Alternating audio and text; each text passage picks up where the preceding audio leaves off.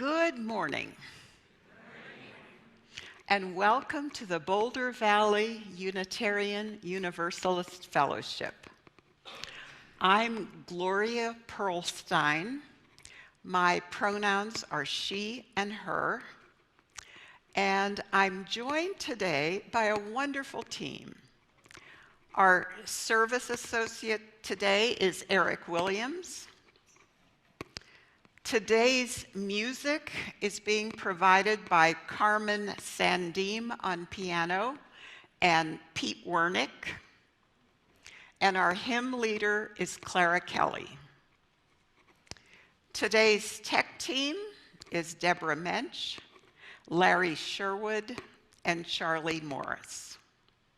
Thank you all for being the team for this morning.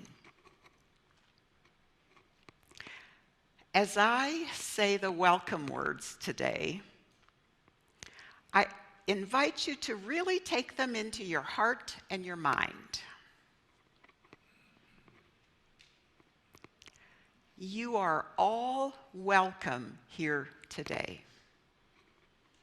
In all the beauty of the languages, cultures, skin tones, shapes, and sizes, gifts and challenges that come together in your uniqueness, you are welcome here. In all the ways you experience and express gender, you are welcome here. In the beauty that is who you love and how you love, you are welcome here. With all the traditions that inform your spiritual life, you are welcome here today. No matter how long you've been away, nor how soon you will return, you are welcome here. Whether you come with laughter in your heart or tears, you are welcome here. You are invited to join us with a curious mind, a loving heart, and a willing spirit. We welcome you all today. If you're new here, we're glad you found us and hope that in this community, whether you're here in person or on Zoom, you can experience the warmth and love of this congregation. Please come back a few times to really get to know us. We have many opportunities during the week for social connection and spiritual growth. If you're on Zoom, you can check out the links in the chat to help you get connected.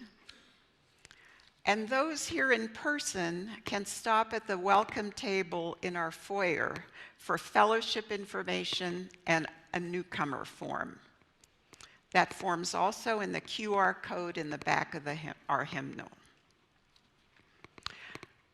Following the service, everybody on Zoom is welcome to stay for casual conversation. Those here in person are welcome to coffee hour in the fellowship hall. Or you can get some coffee and then come back to the sanctuary for today's Inquirer session, which will be about our congregation's covenant groups. That will start about 15 minutes after our service ends. Now, if you're on Zoom, please feel free to greet each other in the Zoom chat. And if you're a newcomer, please let us know so that we can say a special hello. And here in the sanctuary, please take a minute to greet those around you.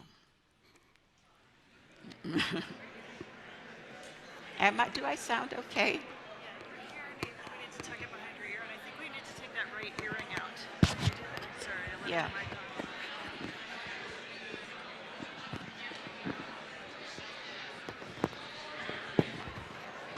It's out. It's okay. Yeah.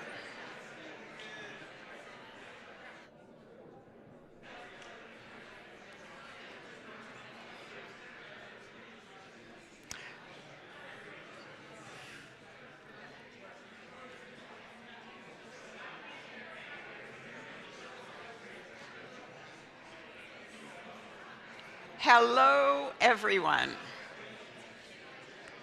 Hello. Ding, ding, ding, ding, ding.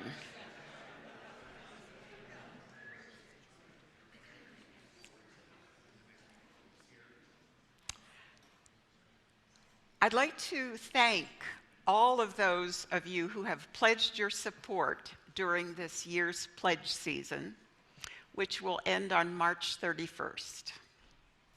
We are now at about 88% of our goal. Woo! And I'd like to welcome Sierra Mae Bishop to the podium to tell why she pledges. And I'll put that. Good morning. Yeah, that's good. Sure, thanks. Okay, thank you. I'm Sierra Mae Bishop. I became a member of the congregation actually with my little baby in my arms because I needed somewhere to be with my 3 kiddos, and Unitarian Universalism was the right fit, and then I came here and this congregation was the right fit. I expected to spend a lot of time in sort of the quiet room and just kind of go with it. But everybody was really so welcoming. People who held my little baby, just because they like to hold my little baby. And it gave me a break, and my daughter was welcomed into Miss Ari's classroom, and that has been amazing. It's amazing the adult support that it provided for my children, which I didn't really expect. I was kind of looking for somewhere for me so that I could show up for my kids, and it was this amazing bonus to have so many people showing up directly for my kids. I didn't expect it, and it's been really amazing, especially through COVID and all these other things that have happened. Time is hard for me, but maybe 6 weeks ago now, we lost our 16-year-old dog. Which we'd been able to have a lot of conversations about. He was 16 years old. This guy, everybody kind of knew, and it was hard, and they were able to say goodbye, and then we didn't really talk about it at home. I think it came up maybe in therapy for the kids, but we didn't really talk about it, and I don't know, I didn't know what to do, right? I was in my own grief. And then we came to church, and when I went to check in afterwards to pick up my kiddos, Miss Ari said to me, you know, Gus came up today. This is our old dog, and the kids were able to share this and that, and Miss Ari had 5 books that she recommended, and they hadn't talked to me about it, I think because they knew that I was hurting, but it was amazing that they were able to open up to Miss Ari and the other adults, and also like their peers, and share like we do in here what they were going through. And any parent knows, or any child of somebody who has had a parent knows, that sometimes you need somebody besides your own parents, right? And I get that here. And they get it, which, like I said, I'm just so grateful for. And I'm going to add, even though I didn't tell you, so I had planned to come up here and speak. They asked me to do this a while ago. And then on Tuesday, my son, my 5-year-old, this baby, who's now huge and 5 and can cross the street by himself when the crossing guard is there and the light is red and he knows how to go, got hit by a car that blew through a stop sign, or the red light with the crossing guard. And it was awful, right? Like you can imagine, it was awful. But I don't tell you that because of how awful it was. I tell you that because within 20 minutes, somebody who I know from church who has a son in Colt's class had called Kitty and said, hey, you know, Sierra Mae might need some support. And Kitty reached out, and so much community has shown up again. And like, I didn't have to do anything, and that's what you expect from community, right? Is that they understand what you need, and they're connected to your family, and they do it. And I'm just so proud to be able to be here and to contribute however I can, and be a part of this congregation. So thank you all so much. I hope you'll also pledge.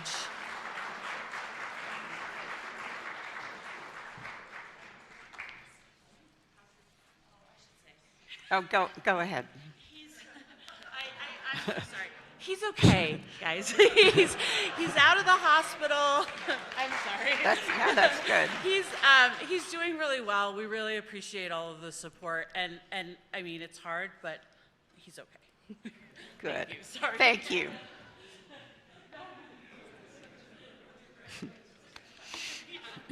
Thank you, Sierra. We will now light our chalice. If you have a chalice at home, you can light it as we light the fellowship chalice.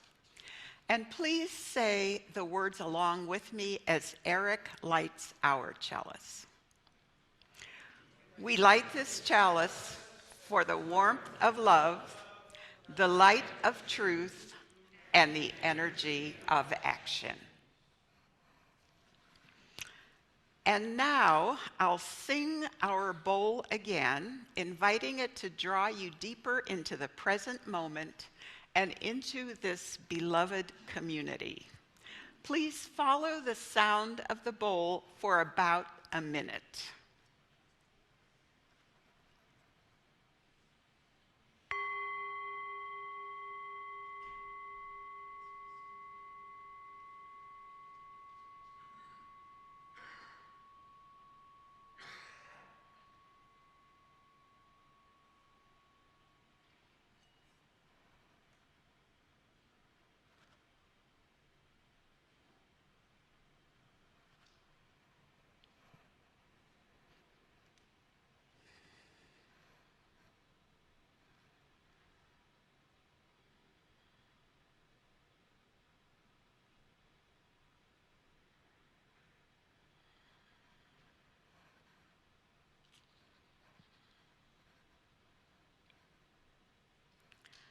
Our opening words today are from the Dhammapada, the Buddha's path of wisdom.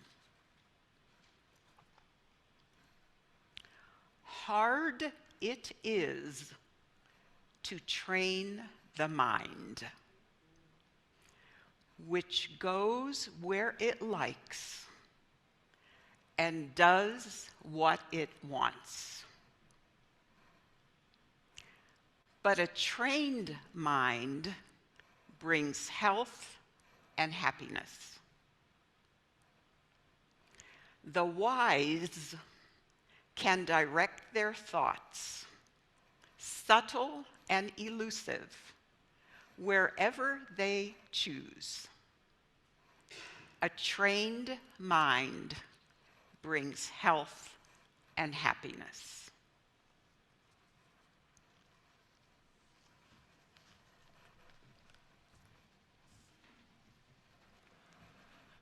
Well, we get to make some music together this morning. The first hymn, I'm going to say we probably have a slide of. Is that right, guys? Yeah, because it's not in your hymnal, so you're just going to want to look up there. And you should also know that there's some theist language in this song, and if that doesn't suit you, put in whatever word works for you. But I just wanted to give you a heads up. This is called Come and Find the Quiet Center, and you can rise in body or spirit if that works for you.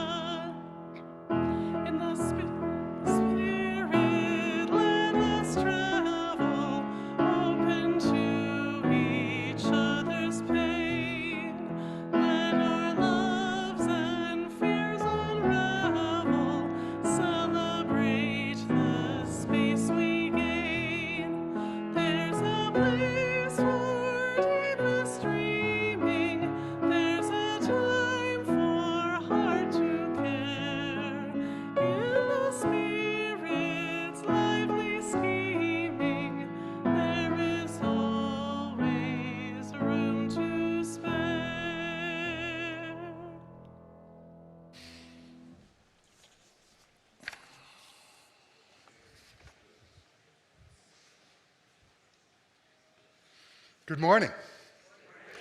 I'm Eric Williams. My pronouns are he, him, and I am a child of the 60s. I graduated from high school in Bay City, Michigan in 1969. What a tumultuous time that was. The Vietnam War cast a long shadow across America and gave rise to a vibrant counterculture that rejected not just the war, but many values and assumptions of the generations that came before. Exciting new music drove the movement forward and drew it together in song and action. And many looked beyond their Judeo-Christian roots to find inspiration in Eastern philosophies like Buddhism and Hinduism. People were using psychedelics like LSD to seek insights into themselves. The music, the counterculture, and the shadow of war reached all the way to Bay City, Michigan, where, as an underachieving, draft-eligible 18-year-old, I had just enrolled in the local community college. It was either that or end up mighty unwelcomed in Vietnam. Community college meant I would, unfortunately, still be living with my parents, but I had failed to make plans to go away to college. So, I signed up for courses I thought would be easy for me: English, world history, phys ed, and something called experiential psychology, where, against all odds, I was introduced to the stories of one of the seminal teachers of Eastern thought for my generation, Baba Ram Dass. People know him, but not everyone, I bet. Formerly Richard Alpert. He had been a Harvard psychology professor until he and Timothy Leary, now that is a name probably everyone recognizes, got kicked out. They got kicked out of Harvard for experimenting with psychedelics. They drummed up some reason, but Harvard wanted them out. They had hoped psychedelics could be used to expand their consciousness for a lifetime without ever coming down, as they always did eventually. After Harvard, Richard Alpert traveled to India and met his guru, or teacher, who renamed him Baba Ram Das, meaning servant of God. With his guru's guidance, Ram Das found what he had been seeking: a way to expand his consciousness through meditation in the right set and setting and remain in that state without the aid of psychedelics. These teachings had much in common with Buddhist practices for seeking enlightenment. He came back to the States a changed being, as he told it, at least until he visited his parents, and his father asked him, "So, rum-dum, you got a job yet?" So then he wasn't so high. Okay, so back to 18-year-old me sitting in class listening to a reel-to-reel tape of Ram Dass tell his story in one of the countless speaking engagements he gave all across the country. He was an excellent storyteller, and this was mind-blowing stuff about seeing the true nature of life, transcending suffering, and finally being able to be free and happy. He said to begin, "You must be here now." 3 words I'll never forget. Exist not in the past, not in the future, not passing time in a perpetual state of monkey mind. Be here now. Although I didn't run off to India or even California, my life was changed by what I heard. My point of view shifted. A bit of self-awareness began to slowly grow within me. A year later, in 1971, Ram Dass published a seminal book about his journey called, you guessed it, Be Here Now. 2 million copies later, a lot of lives have been changed by this book, even if only a little. Even if only a little. That is what I learned from Ram Dass, although it wasn't a direct part of his teaching. What I mean is, I didn't, and probably never could, learn how to become so holy that I became one with all. I was never going to India. I wasn't going to join an ashram, and I can't sit still long enough to meditate for even one day. Instead, I learned that maybe the journey to enlightenment is on a spectrum, like so much else. I mean, it was possible I could be a little more mindful than I had been, a bit more loving, a smidgen kinder. I found it inspiring to learn that there are humans in the world who can see the indestructible interconnectedness of all life and can bathe in the joy of awakening. That in itself was an awakening for me. Before I close with my usual namaste, let me quote Ram Dass on the meaning of that word. He said, in India, when we meet and part, we often say namaste, which means, I honor the place in you where the entire universe resides. Where the entire universe resides inside you. I honor the place within you of love, of light, of truth, of peace. I honor the place within you where, if you are in that place in you, and I am in that place in me, there is only one of us. May it be so. Namaste.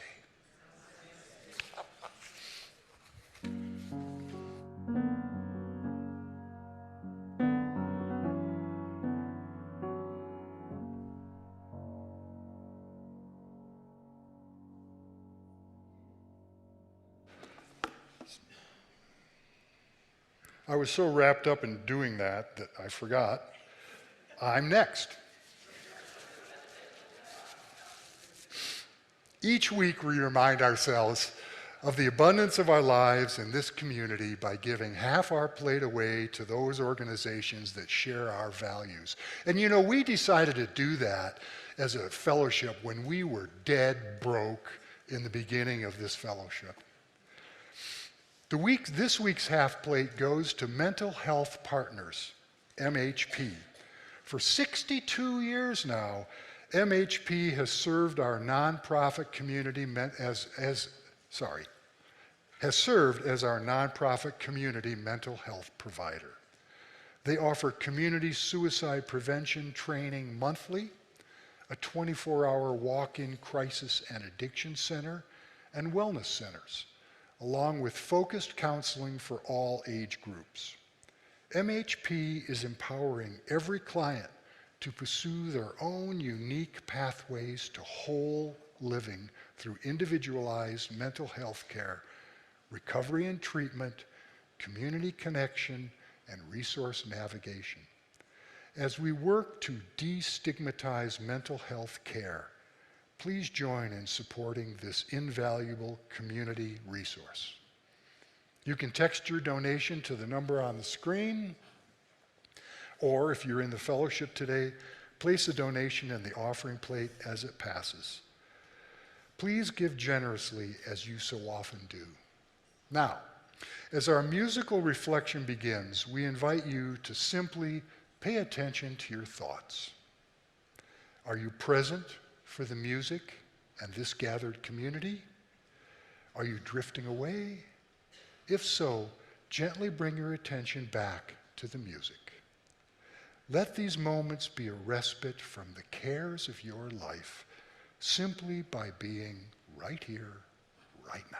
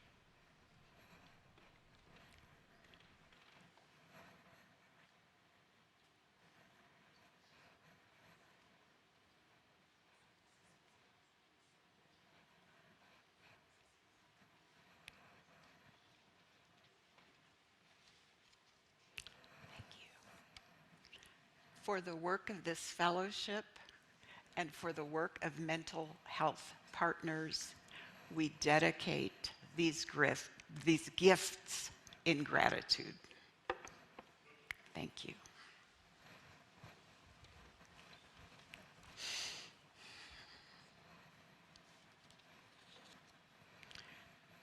And now I invite us into our time of community connection, our time of sacred sharing.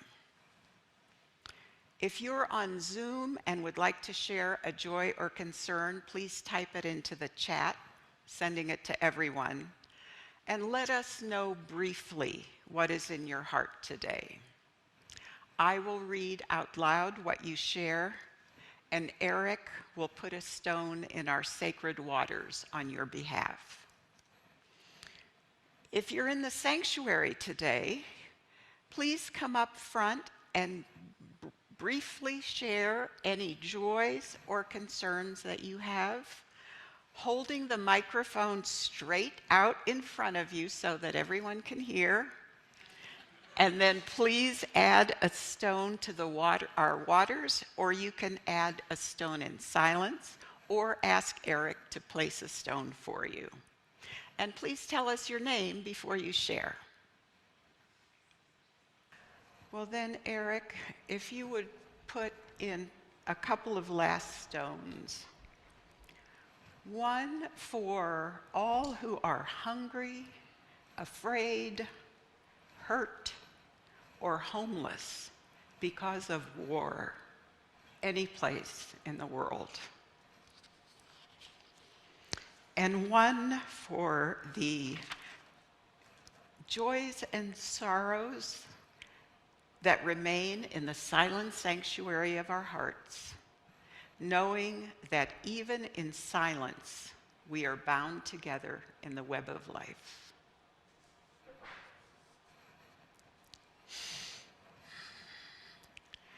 Dear ones, in our joys and our sorrows, and whether our hearts are full or breaking,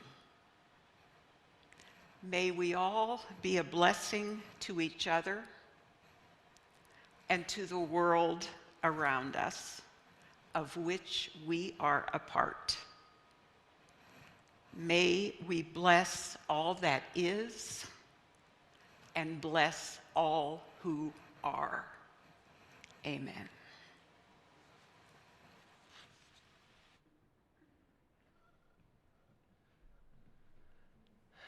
In this contemplative time, I think we're going to stay seated to sing meditation on breathing. If you need it in your hymnal, it's the teal one, 1009. But some of us know this one well enough to just go for it. So, and we're just going to sing it till it's good and sung. So, yeah, let's do that.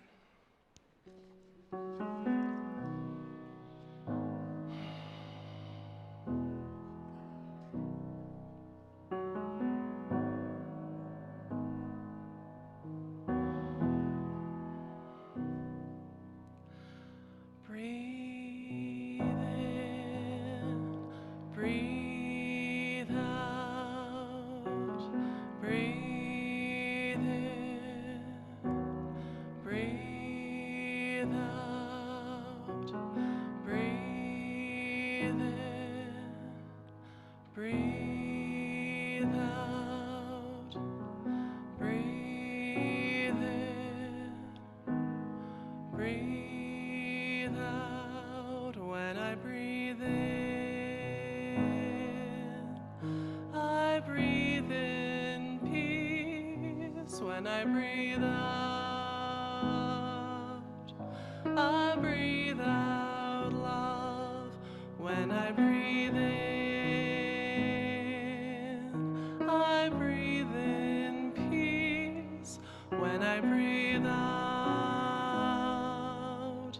I breathe out love. When I breathe in, I breathe in peace.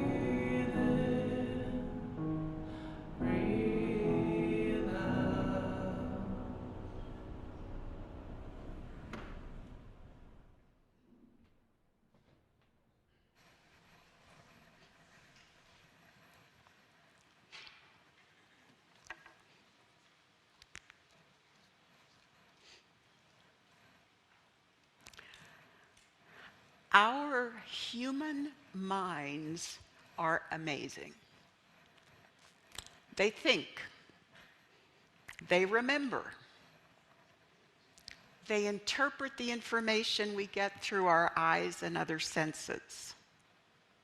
They predict, they plan, they react to what's around us. They create beautiful art.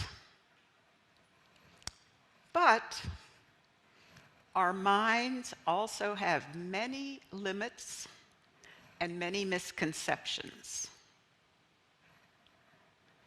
For example, our minds have been conditioned since birth to think of ourselves as separate beings with specific characteristics. We were told that we were a boy or a girl, shy or outgoing, athletic or clumsy, easygoing or stubborn, and on and on and on. Psychologists say that our minds lock into these ideas of who we are by the time we're 6 or 7 years old. And unless life somehow shows us that we're different than we think, and sometimes it does, we tend to hold on to those old ideas.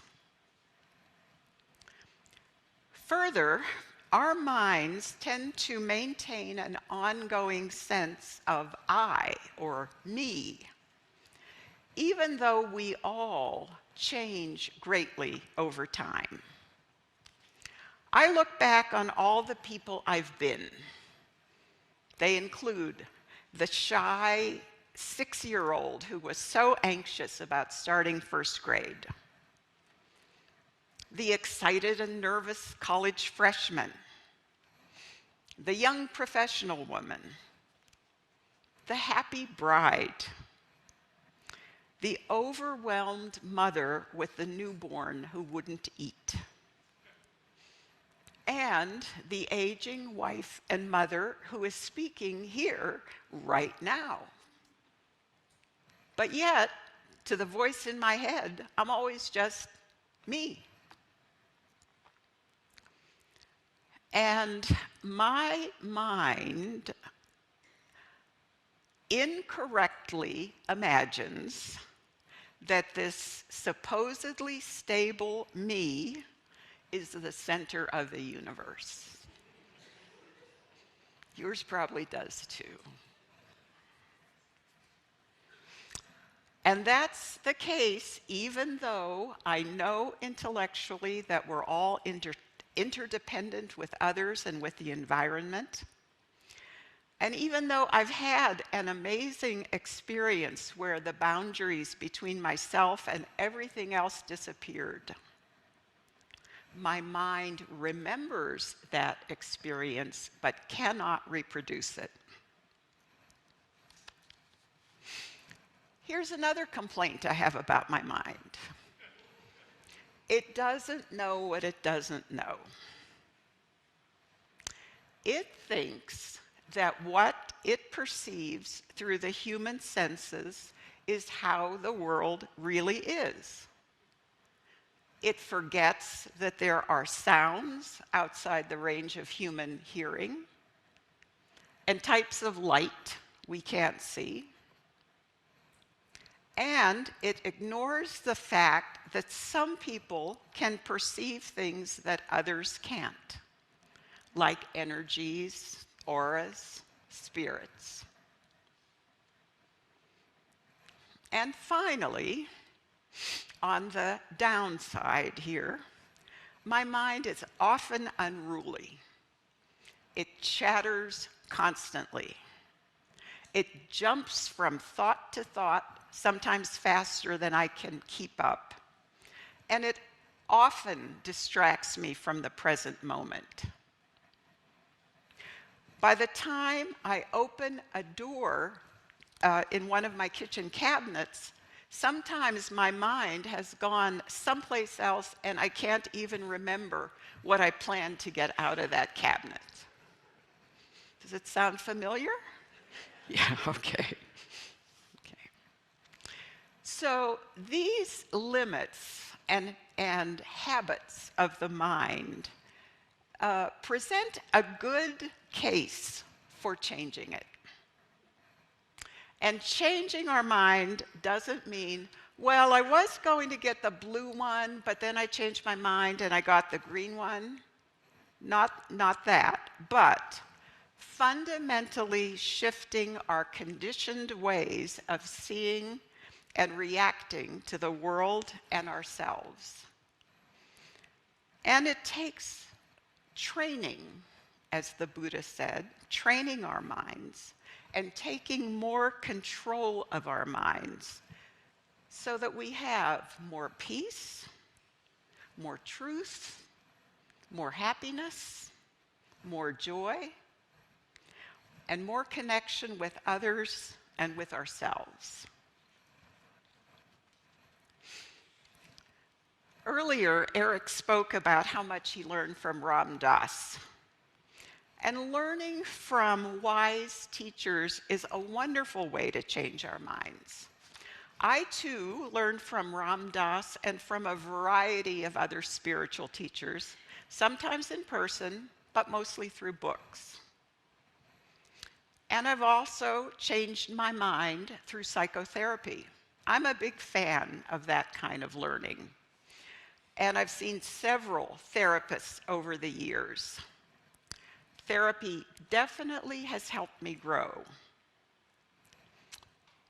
However, most kinds of therapy are not designed to address the basic conditioned misperception that we are separate beings with an indwelling, continuous me. To change that perspective, people from diverse religions, including some Christian communities, have for centuries used mind-altering plants and fungi. These are sometimes called entheogens, or sacred medicines, or sacraments. And they include mushrooms that contain psilocybin. Colorado is now on the brink of providing therapy assisted by psilocybin, which researchers have found to be very effective in treating anxiety, depression, and trauma.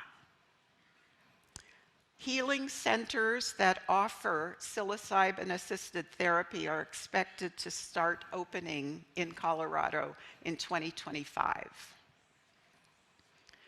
And I don't know whether this form of therapy will help people change their conditioned sense of being separate beings. But I do know that many people who have used sacred medicines, LSD, and other psychedelic substances have reported a vastly expanded and altered sense of who they are.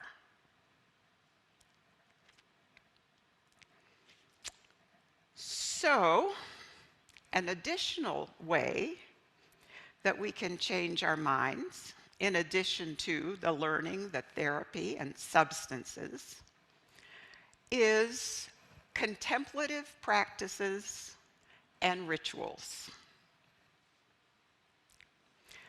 Native American vision quests, in which older children seek spiritual powers and life direction, are just one example.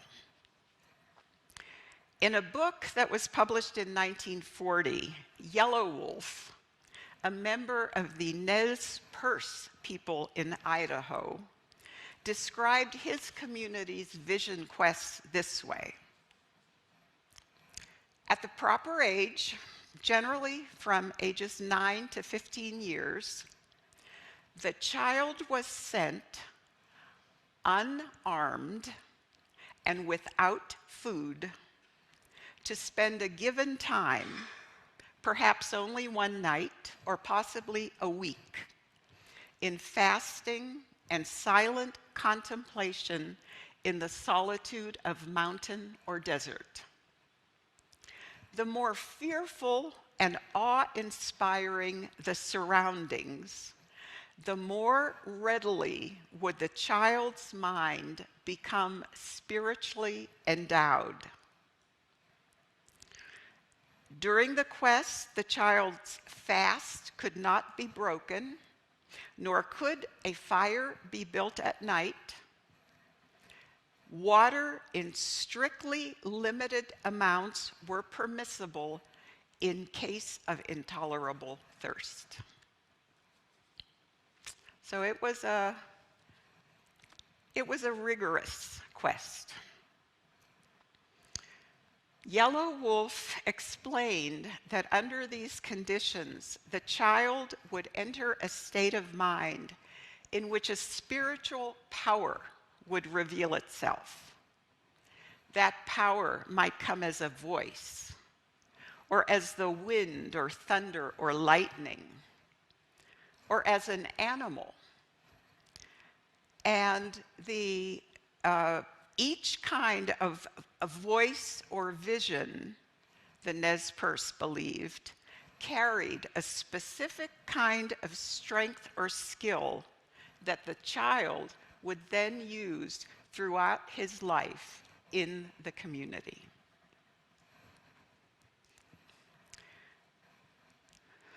Some elements of the vision quest, such as solitude, silence, fasting, and immersion in nature, occur also in transformative practices from religions around the world. But other such practices can be done indoors or outdoors in much greater comfort. Here are a few examples.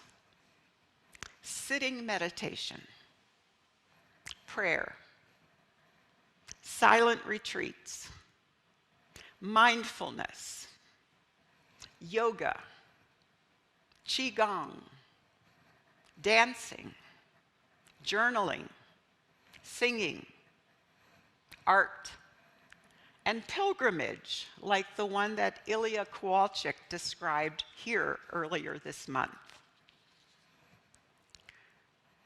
These practices often shift attention away from the chattering voice in our heads and place it somewhere else. This allows us to become more fully present, to be here now, rather than attending to that inner voice. We had a taste of this kind of attention shifting here this morning when Carmen played during the offering. I intended to keep my mind on the music, but I found it wandering many times during that piece. Typically, I was thinking about what else I needed to do during this service. And that's actually a pattern that I have in my life. I'll be doing something else and I'll be thinking, now what else do I have to plan for or do?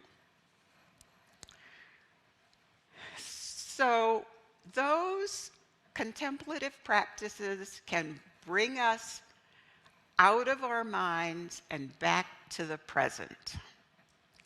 And I'm not suggesting that you try any of the specific mind-changing activities that were mentioned here today.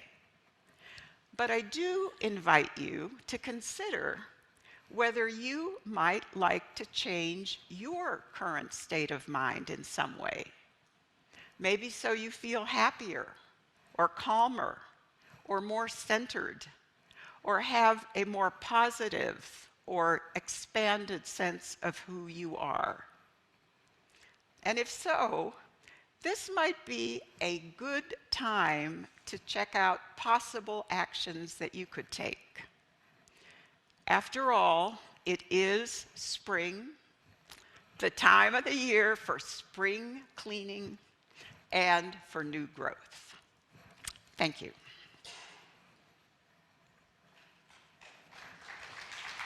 Thank you.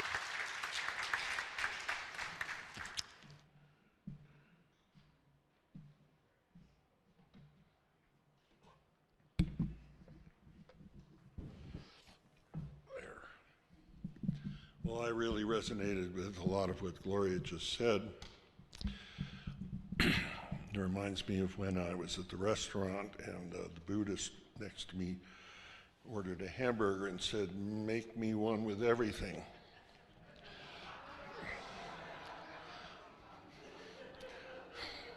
And now back to contemplative thoughts. I'm going to play a piece of music that came to me in 1975, almost 50 years ago. It was an LSD trip. I was in Aspen with my wife, and she drove us to a beautiful place called Maroon Bells. I'm sure some of you are familiar with that. Two gigantic peaks, triangular, reaching upward, and we climbed a little bit on the side of the mountain, and I was entranced, just entranced, looking at these gigantic monoliths that actually had risen up from the earth some millions of years ago, and I started thinking about watching that happen. And I also watched a little cloud up in the sky. I was watching it, and I noticed it was getting smaller and smaller. It got so small it finally disappeared, and I had never seen anything like that before, and I had been living for years in upstate New York where it's cloudy all the time. And everybody would like to wish a cloud away, like that. So as I saw this, I just took it as a special blessing and an omen. And when I got back to the hotel, I took out my banjo and this device here I'm using called a phase shifter to change the sound a little bit. And this started experimenting, and this music came to me. And then sometime later, I thought about this day and wrote words about that day. And it mentions about wanting to return to that state of mind, what I call the highest place. And we did return. We moved from upstate New York to Colorado 1 year from that time. We moved into the house that we live in now in Niwot. So, and when I was experimenting, this is a tuning I don't usually use, and it's good for the key of D.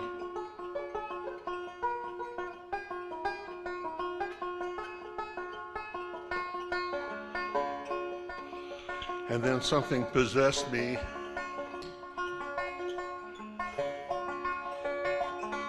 Not just to use the phase shifter that you're hearing now, but try playing in a different key. And that sort of took me to a new place. And here it is.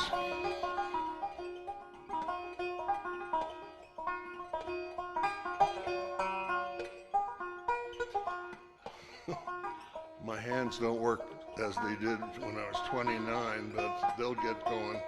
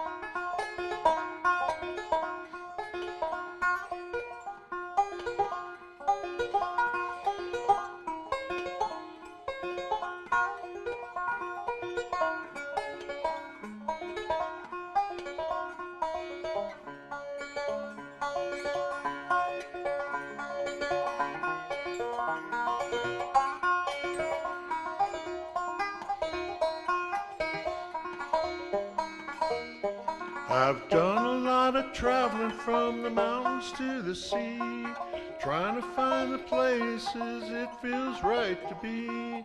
One day in the summer I went to the highest place I've ever been,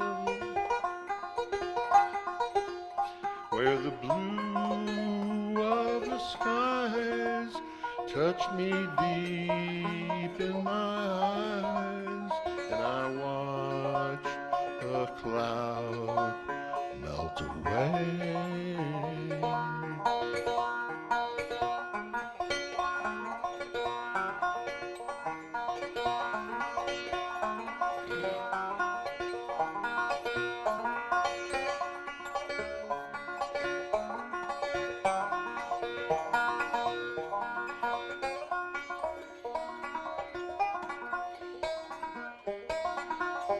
I climbed a mighty mountain and rose into the air. Looking all around, I saw beauty everywhere. Something deep inside me spoke to me and told me to return. Then I picked some pretty flowers and I gave them to my love, and I'll always remember that day.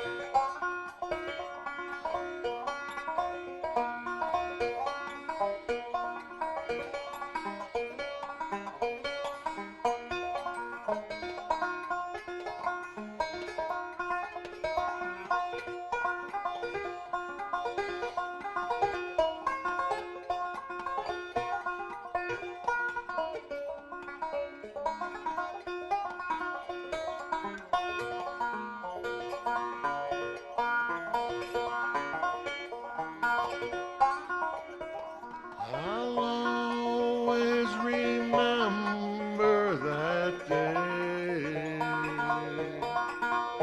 I'll always remember that day. I'll always remember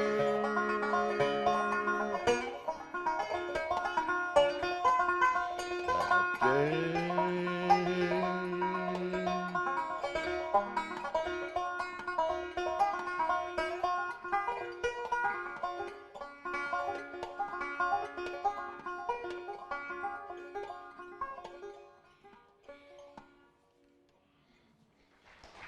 Thank you.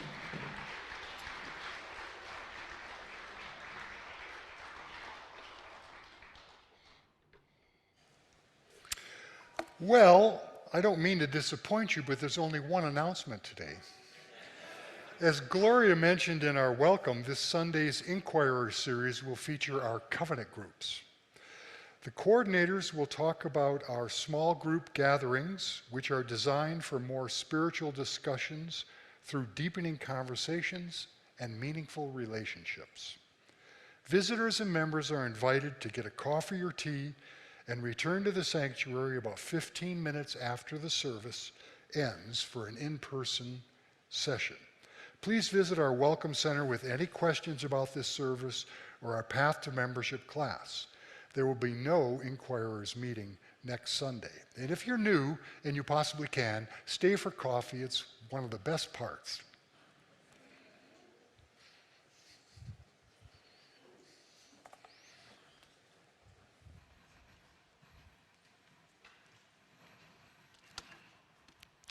And now we'll extinguish our chalice. Please say the words with me. We extinguish this chalice, but not the warmth of love, the light of truth, nor the energy of action. These we carry in our hearts until we meet again. And I invite you to rise, to hold hands, or touch elbows, or do whatever feels good to you. Yeah, let's go down. Let's go here too. And friends, we have gathered here today in peace, in the spirit of learning, in connection with each other, and in appreciation of all that give to these services and receive from these services. And I invite you to take that sense of love and connection and good feeling wherever you go next, and to be fully there. All right, namaste, namaste. Okay, one more thing. Our the service is over, but exit music is going to be the wonderful Carmen Sandim and the world-renowned Pete Wernick playing a duet together, improvising for the first time. So please stay and listen if you like.